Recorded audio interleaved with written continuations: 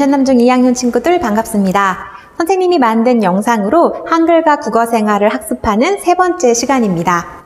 아마 여러분들이 이 영상을 보는 날짜는 9월 22일 화요일쯤이 아닐까 생각이 되는데요. 영상을 찍고 있는 지금은 9월 18일 금요일입니다.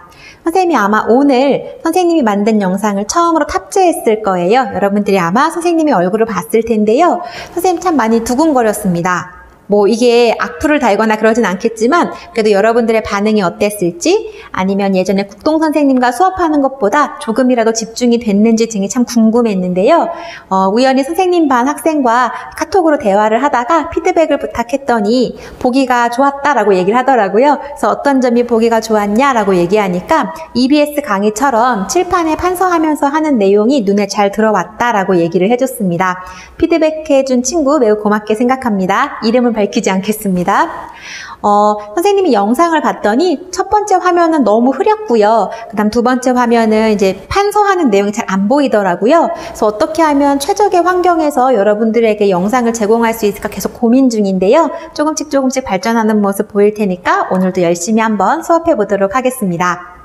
지금 학습하고 있는 단원은 고등학교 가서도 매우 중요한 단원이라고 선생님이 강조했습니다. 기억나시죠? 어렵습니다. 모두가 다 어렵고요. 모두가 다 처음 하는 거니까 머리에 안 들어온다고 포기하지 마시고 반복해서 보면 분명히 여러분들도 쉽게 이해할 수 있을 겁니다. 자, 지난 시간 선생님 첫 번째 시간에 공부를 잘하려면 무엇을 먼저 봐야 한다라고 얘기했었죠?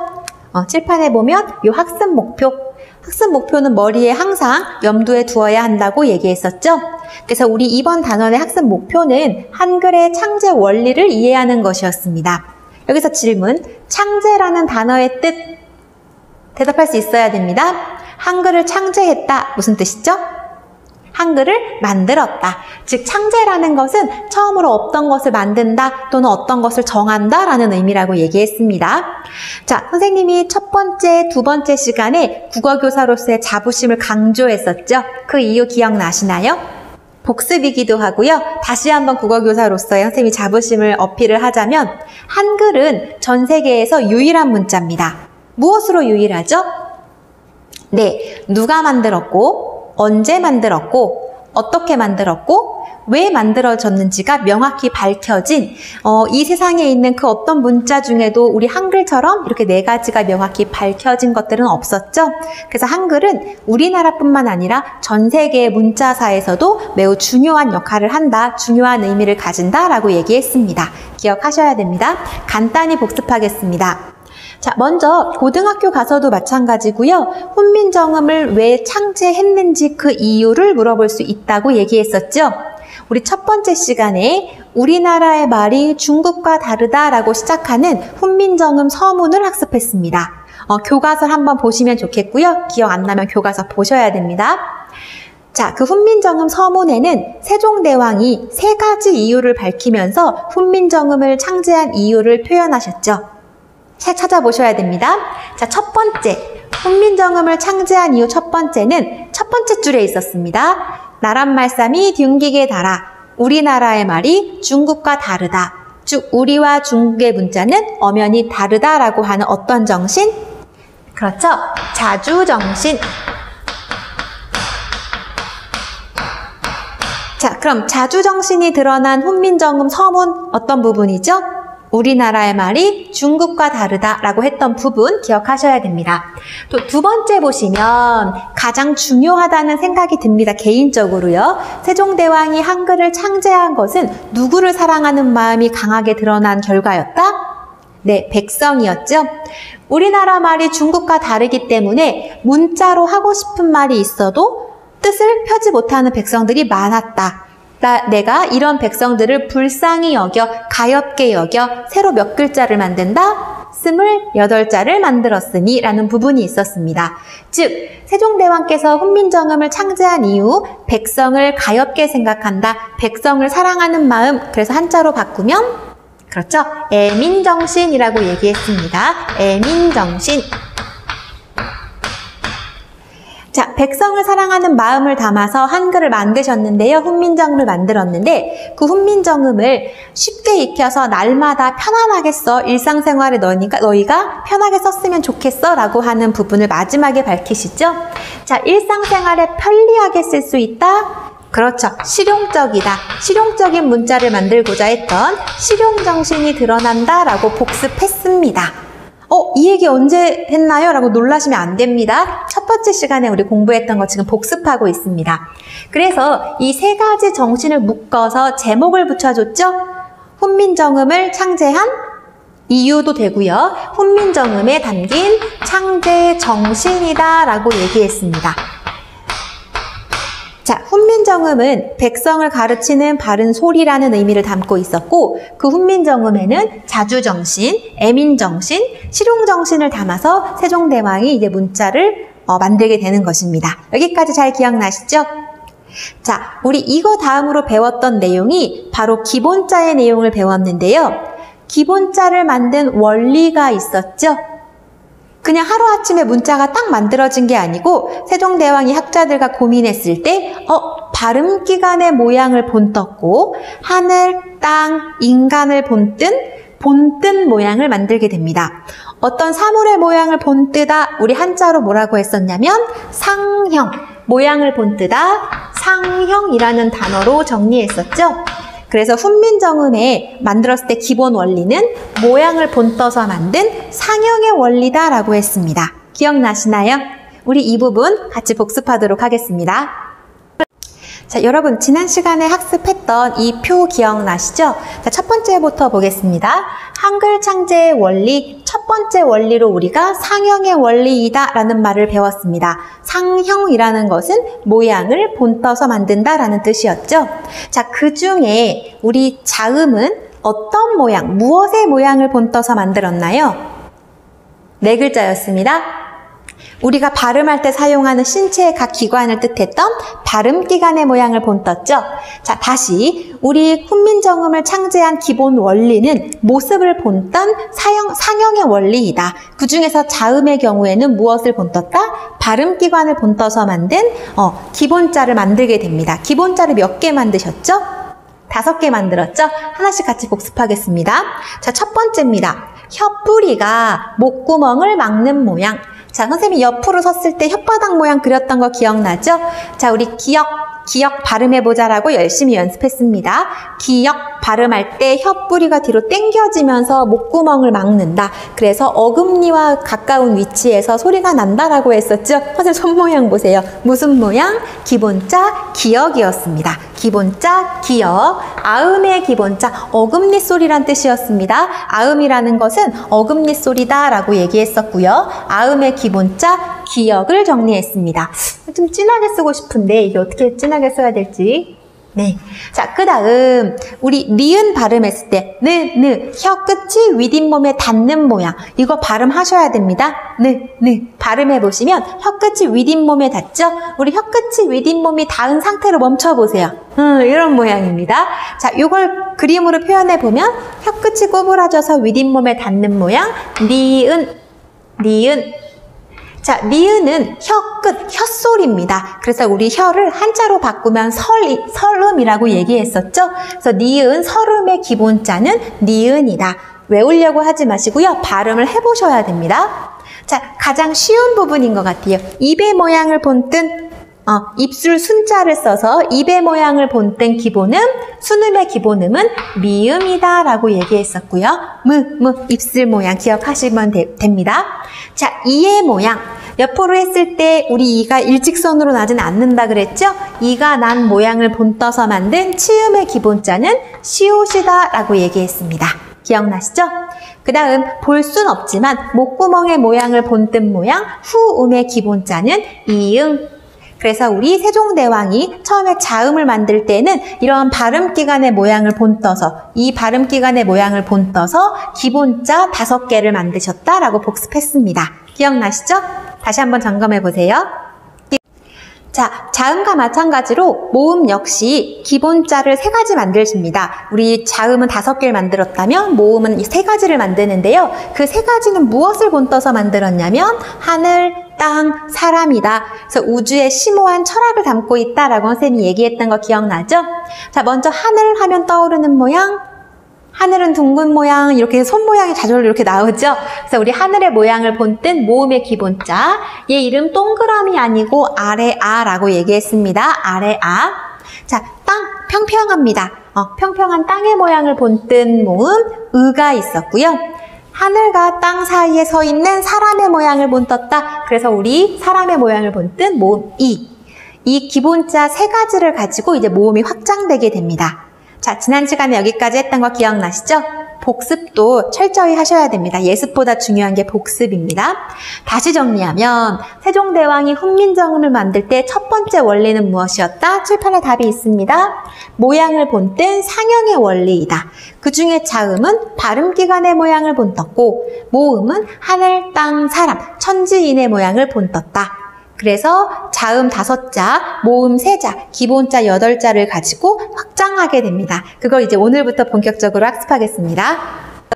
자, 여러분들 교과서는 95쪽입니다. 반드시 교과서 보시면서 선생님 설명 들으셔야 됩니다. 자, 지난 시간에 학습했던 원리 첫 번째는 상형의 원리였습니다. 방금 복습했죠? 자, 지금부터 학습할 내용은 가획의 원리인데요. 훈민정음 창제의 2번째 원리입니다. 무슨 원리? 가획의 원리. 한자도 어렵고요. 의미가 좀 어렵게 느껴지지만 교과서 보면서 이해하겠습니다. 자음자의 기본자가 5. 자, 똘똘한 친구들 대답해 볼까요? 기본자 5, 아음, 기역, 설음, 니은, 순음, 미음, 치은, 시옷, 후음, 이응 5개였습니다. 그래서 아설, 순치, 후음 이렇게 보통 공부를 하거든요. 그래서 아설, 순치, 후음의 5개를 만들었고요. 모음자의 기본자가 3, 아래아, 이를 만들었죠. 훈민정음의 글자 수는 어떻게 28자가 되었을까? 기본자 8자를 가지고 어떻게 만들었길래 28개로 확장이 됐을까? 그 비밀이 나옵니다.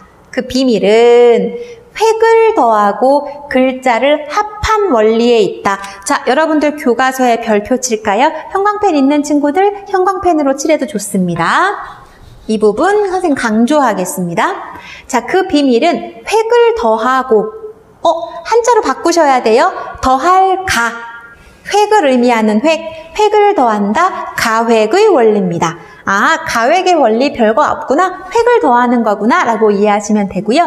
글자를 합한 원리에 있다. 이건 다음 시간에 학습할 건데요. 글자를 합한다. 합성의 원리입니다. 그래서 간단히 예습해보면 획을 더하는 가획의 원리와 글자를 서로 합하는 합성의 원리.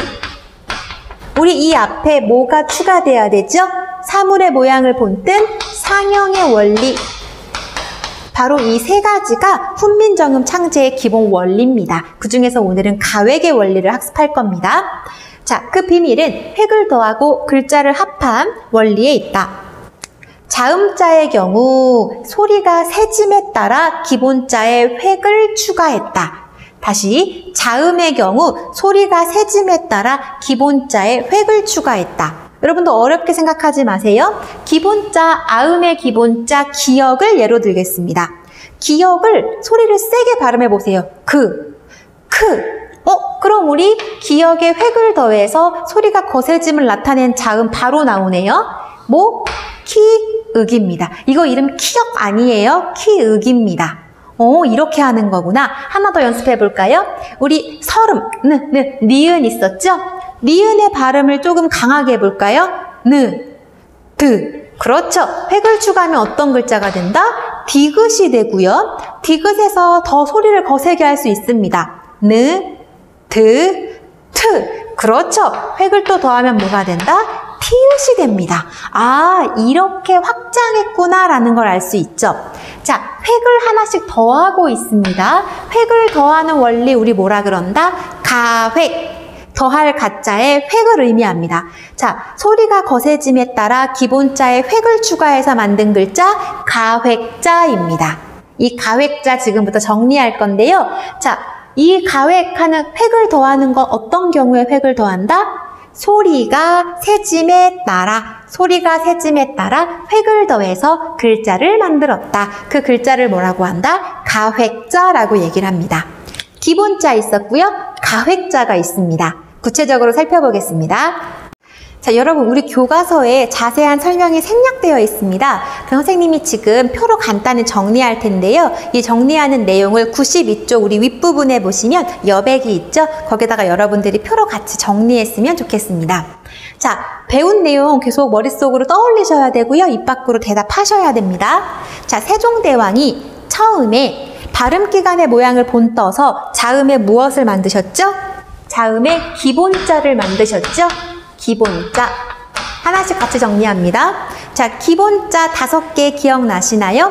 아설, 순치, 후음. 그래서 우리 혓뿌리가 우리 목구멍을 막는 기본자 기역이 있었고요. 그 다음에 혀끝이 윗잇몸에 닿는 니은이 있었습니다.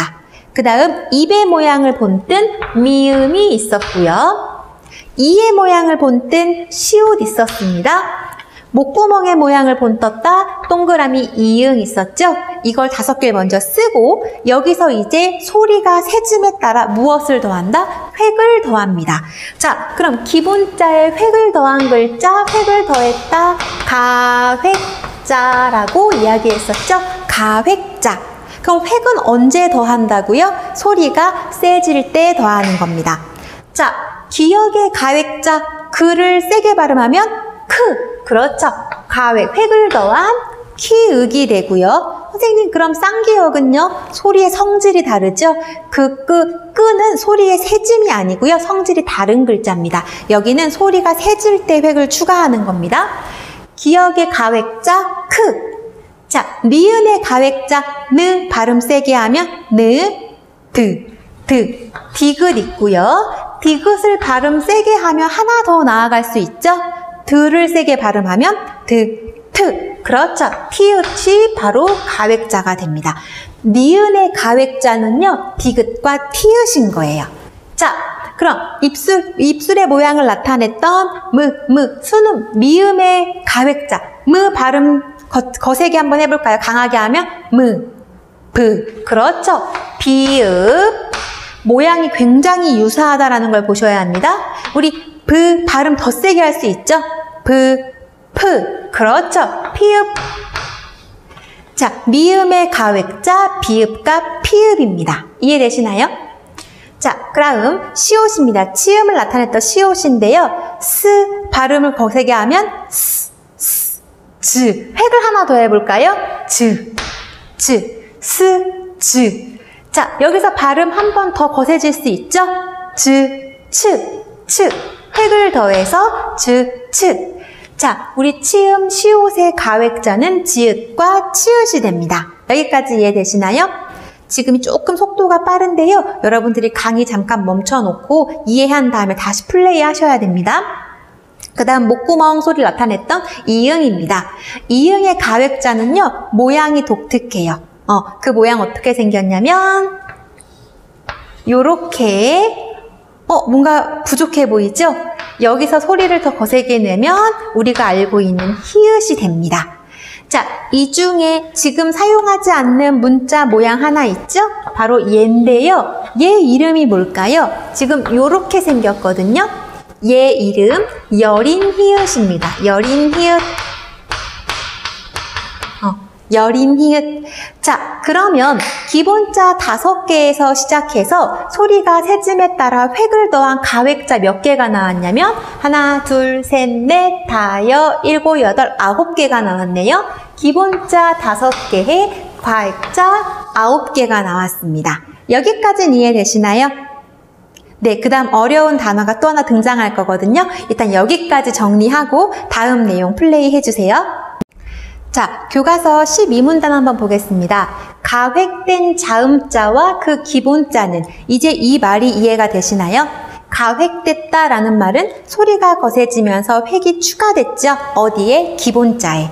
자, 가획된 자음자와 그 기본자는 발음할 때 소리 나는 위치가 같다. 굉장히 과학적입니다. 그냥 만든 것이 아니고요. 서로 지금 옆으로 볼 때 이 글자들은 발음 위치가 같은 겁니다. 그래서 세종대왕은 모양도 유사하게 획을 추가함으로써 모양도 유사하게 만들었죠. 발음기간이 같은 자음들을 여러 가지 과학적 원리에 의해서 만든 건데요. 다시 얘기하면 우리 기역은 어디서 발음 났었죠? 혓뿌리가 목구멍을 막으면서 뒤쪽에서 났습니다. 그것과 유사하게 생긴 가획자 키읔 역시 같은 위치에서 발음이 나죠. 즉 발음 위치가 같은 글자들을 이렇게 배열한 겁니다. 그 모양도 유사하게. 자, 이 각각의 획이 추가됐다라는 건 무슨 의미라고 했냐면 소리가 거세졌다라고 얘기했습니다. 하나씩 정리해 볼게요. 자, 기본자 기역은 어금니 뒷부분, 혓뿌리가 뒤로 당겨지면서 목구멍을 막아서 어금니 위치에서 나는 소리 아음. 우리 아음의 기본자는 기역, 거기에 소리가 거세짐에 따라 획을 추가한 가획자는 키읔. 연결해서 공부하는 겁니다. 자, 혀끝이 윗잇몸에 닿는 설음 있었죠? 기본자 니은의 소리가 거세지면서 획이 추가된 디귿과 티읕. 얘네들은 전부 발음 나는 위치가 어떻다? 혀끝이 윗잇몸을 친다. 자, 소리 나는 위치가 같다라는 거 굉장히 과학적인 겁니다. 거기다 모양도 어때요? 매우 유사하죠?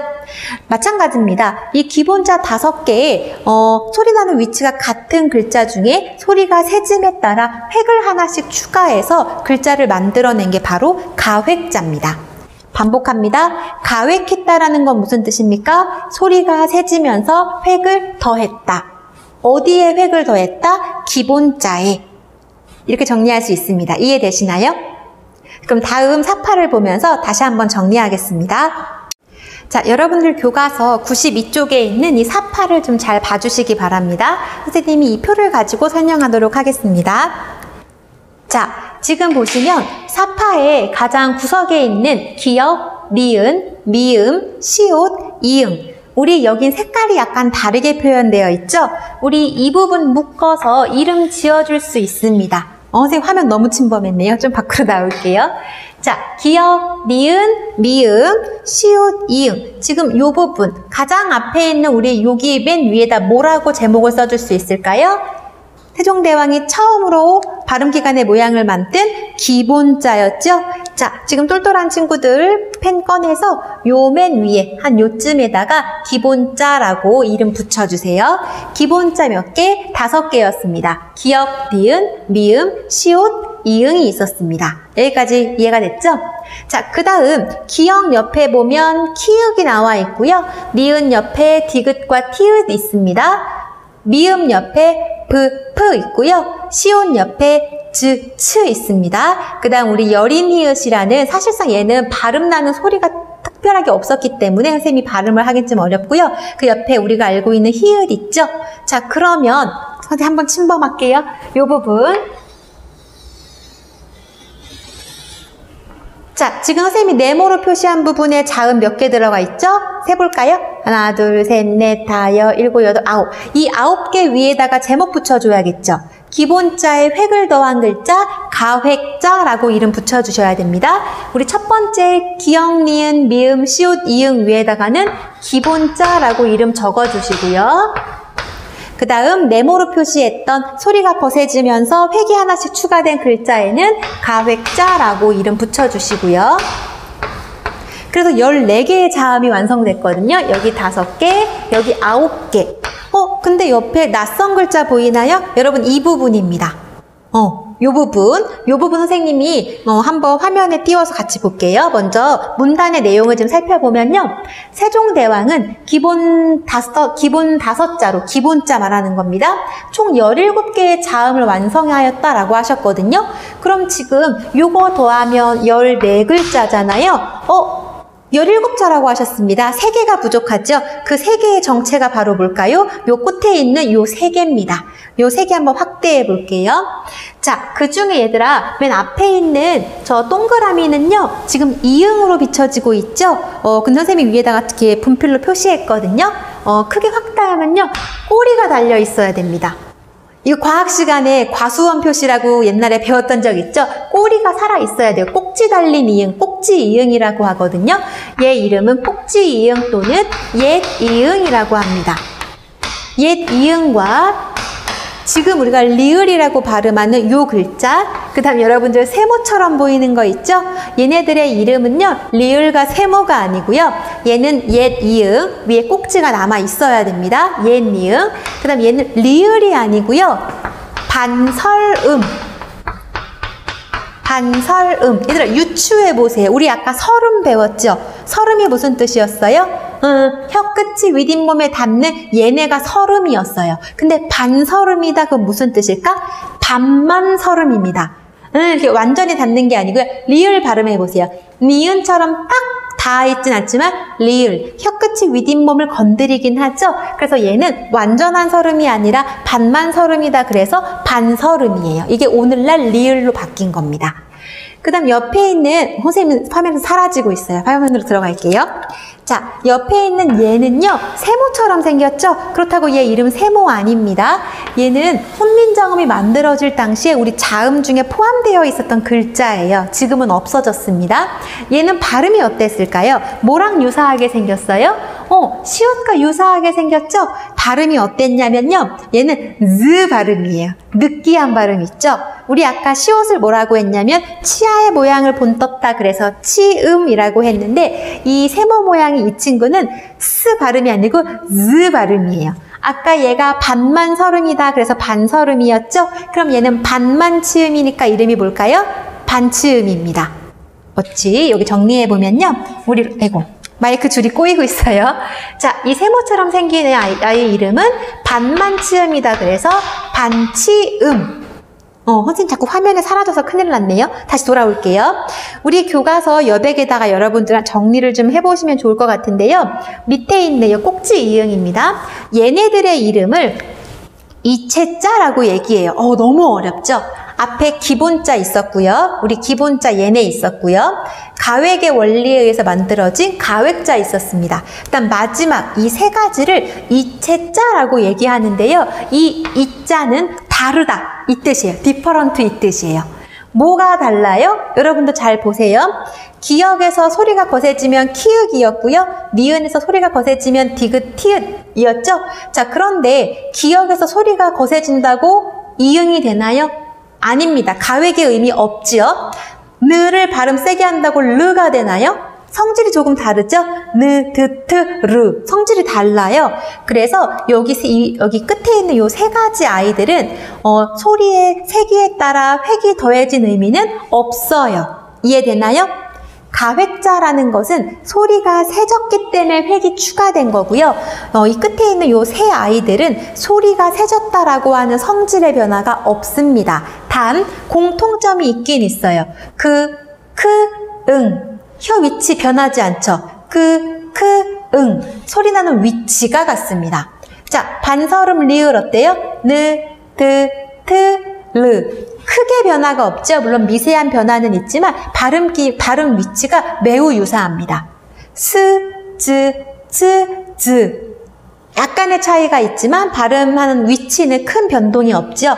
즉, 소리 나는 위치는 유사하지만 소리가 거세짐에 따라 획을 추가한 의미는 없는 다른 글자이다. 그래서 얘네 이름을 뭐라고 한다? 이채자라고 합니다.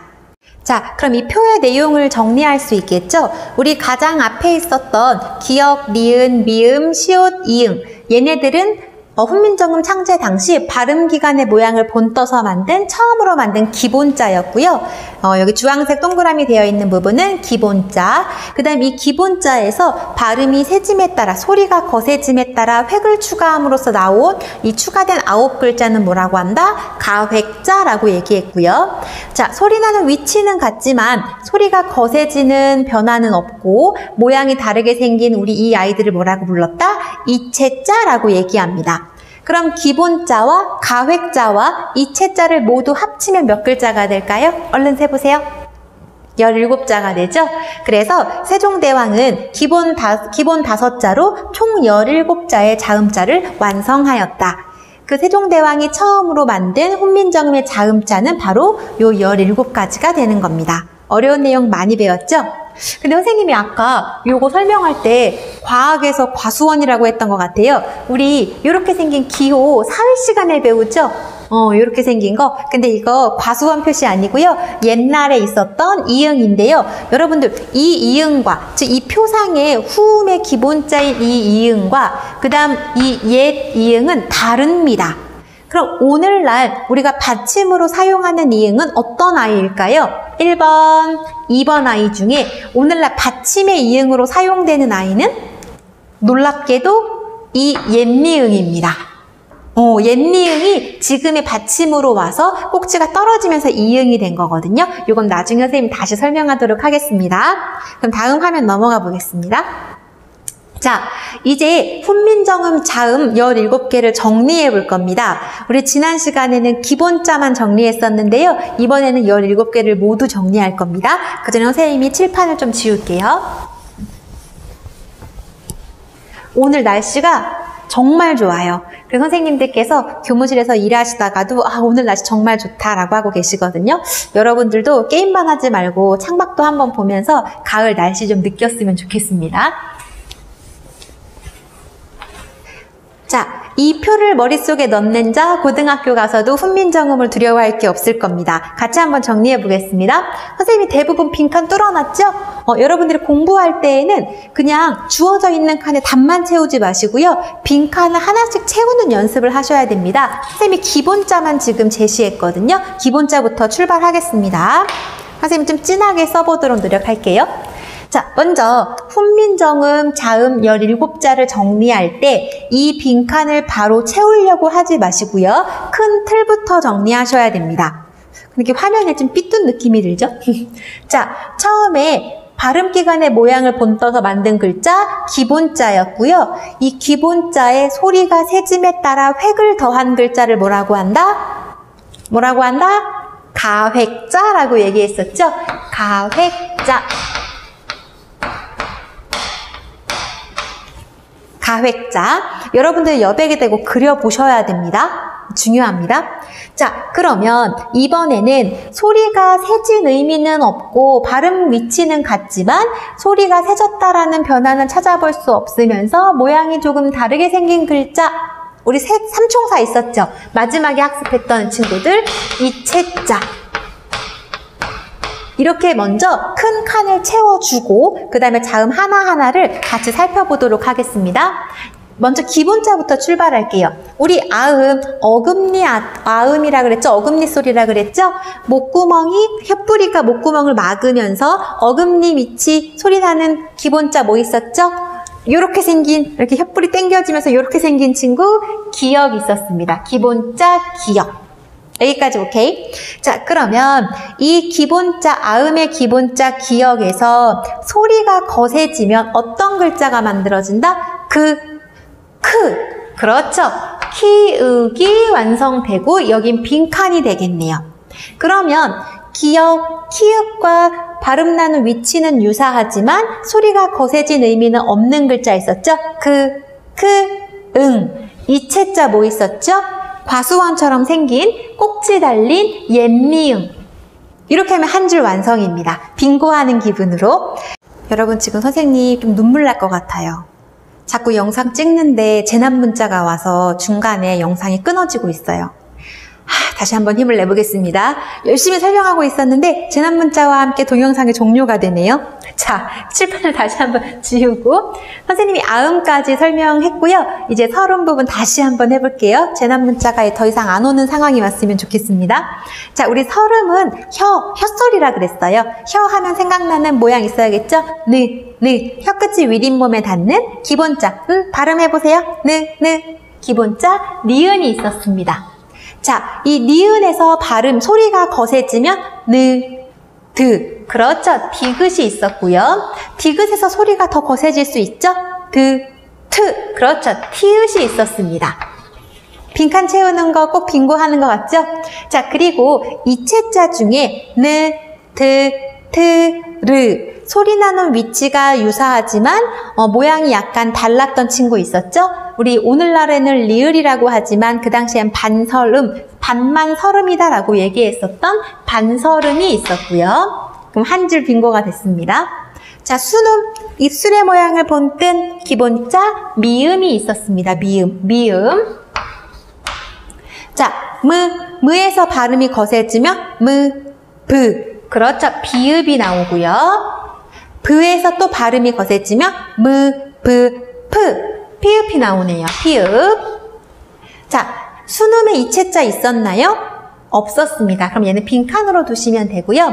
자, 치음, 이의 모양을 본떴다. 그럼 기본자 시옷. 자, 시옷에서 발음이 거세지면서 획이 추가되면 지읒. 지읒에서 발음이 한 번 더 거세질 수 있죠? 츠. 그리고 오늘날엔 없어졌지만 그 당시에는 즈 발음으로 느끼한 발음이야. 즈. 반만 치음이었다. 그래서 반치음, 시옷이 반치음 요 세모 모양이 있었고요. 얘 이름 옛니음, 이 친구 이름 반설음, 이 친구 이름 반치음입니다. 세모라고 하시면 안 돼요. 자, 목구멍의 모양을 본떴던 동그라미 이응. 이 이응은요, 사실상 소리값이 없어요. 이게 무슨 말인지 조금 이따 설명하겠습니다. 그 다음 오늘날 없어졌던 여린 히읗, 획이 추가된 여린 히읗 있었고요. 얘도 소리값이 없고요. 그 다음 여기서 우리 획이 더 추가되면 히읗. 자, 우리 후음의 이체자 없었죠. 그럼 총 몇 글자인가요? 하나, 둘, 셋, 넷, 다. 그 다음 여기 하나, 둘, 셋, 넷, 다여, 일곱, 여덟, 아홉, 14개에다가 이체자 3개를 해서 총 몇 개가 만들어졌다? 자음 17자가 완성되는 겁니다. 선생님이 이응에 대해서 설명을 좀 해볼게요. 여러분들 빵 맛있겠죠? 하나 해볼까요? 잉어. 자, 빵에서 소리값이 있는 이응을 찾아볼까요? 빵의 이응은 소리값이 있을까요? 소리값 있습니다. 얘는요, 쌍비읍, 이응, 소리값이 있어요. 잉어 해볼까요? 잉어에는 지금 자음이 몇 개 있나요? 어려운 질문인가요? 자, 여기도 이응이 있고요. 여기도 이응이 있거든요. 1번, 2번, 3번 중에 성격이 다른 이응이 있습니다. 자, 맨 처음에 오는 잉어 할 때 여기 오는 이응, 그다음 어의 맨 처음에 오는 이응, 즉 맨 처음에 있는 이응들은요, 이응이 아니에요. 얘네는 수학으로 치면 공집합, 없는 거나 마찬가지입니다. 무슨 뜻이냐면 원래는 이렇게 생긴 거예요, 잉어. 근데 이걸 쓰면 이상하죠? 그러니까 이 자리를 채워주기 위해서 형식적으로 써준 거지, 요 맨 앞에 오는 이응들은 사실상 자음이 아닌 겁니다. 이해되시나요? 이 후음의 이응이요, 지금의 이 형식적인 이응이고요. 빵의 받침처럼 소리값이 있는 이응은 옛날에 이 옛니응인 거예요. 여러분들 조금 어려울 수 있는데요. 나중에 다시 복습할 때 설명하겠습니다.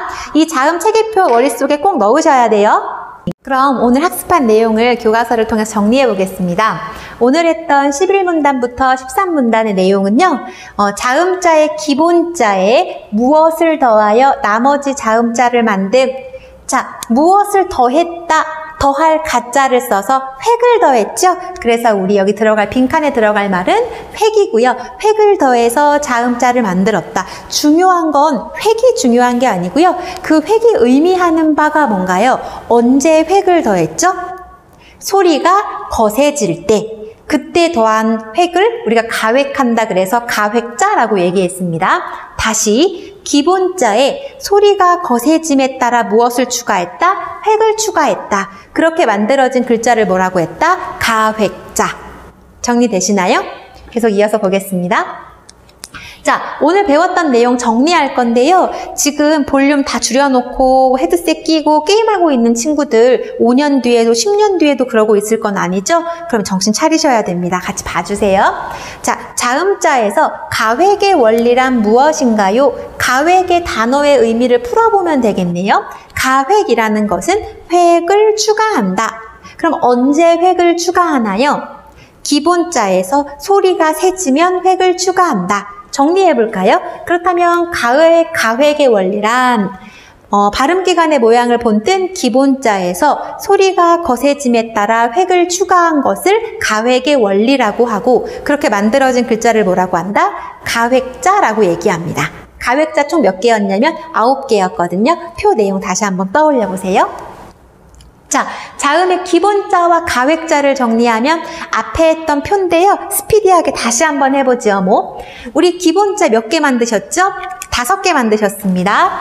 아, 설, 순, 치, 후음. 기본자 5개를 만들었고요. 글씨 삐뚤어지네요. 오잉. 자, 이 기본자에 소리가 거세지면서 획을 추가하죠? 기역에 소리가 거세지면 크, 획을 추가한 키, 윽, 느. 발음이 거세지면 드, 한 번 더 거세지면 트, 무, 발음이 거세지면 브, 한 번 더 거세지면 프, 스, 발음이 거세지면 즈, 그 다음 츠, 그 다음 목구멍 목청 소리에 있던 이응에 우리 지금은 사용하지 않는 옛니응, 여린 히읗, 여린 히읗이요. 그리고 히읗이 있고요. 자, 우리 이런 것들을 가획자라고 했습니다. 근데 좀 허전하죠? 우리 배웠던 삼총사 채워줄까요? 자, 소리 나는 위치는 같지만 소리가 거세지는 성질의 변화는 없이 조금 다르게 생긴 아이들 삼총사를 이채자라고 얘기했습니다. 우리 아음 기역의 이채자, 옛니응 있었고요. 느, 드, 트, 르, 반만서름이었던 반서름. 그 다음 스, 즈, 츠, 즈, 느끼한 발음이었던 반치음 있었죠? 자, 이렇게 해서 훈민정음의 자음 총 몇 글자였다? 11글자였습니다. 자, 공부 잘하고 싶은 마음에 이 하나하나 외우지 마세요. 뭐부터 공부해야 된다? 기본자부터 공부하고 기본자에서 확장해 나가면 되기 때문에 기본자부터 정확히 이해하는 거 잊지 말기 바랍니다. 자, 이제 거의 끝났습니다. 오늘 학습의 이제 마무리였고요. 그럼 다음에 이제 모음을 배울 거라는 건 알겠죠, 여러분들? 다음 시간에는 모음과 관련된 창제 원리 중에 합성의 원리에 대해서 학습할 겁니다. 모음은 기본자가 3개밖에 없었죠? 더 빨리 공부할 수 있을 거라고 생각합니다. 자, 선생님이 좋아하는 문장을 소개하는 시간인데요. 오늘의 한 문장은 선생님이 읽었던 소설책에 나오는 부분입니다. 춤을 추고 나면 춤추는 법을 알게 될 거야. 춤추는 법을 알고 춰야 되는 거 아닌가요? 의아할 수 있죠? 막상 해보면 차차 방법을 터득할 수 있다는 뜻입니다. 저 공부 안 해봤는데요. 저 공부 못하는데요. 일단 펜을 잡고 뭐라도 써보고 선생님 설명이라도 들어보고 따라서 대답해보세요. 그럼 여러분들도 공부하는 방법, 공부의 즐거움을 알게 될 겁니다. 오늘도 수고하셨고요. 컴퓨터에서 잠깐 눈을 들어서 창밖을 볼 수 있는 마음의 여유를 가진 여러분들이 온라인 학습 기간을 가졌으면 좋겠습니다. 감사합니다.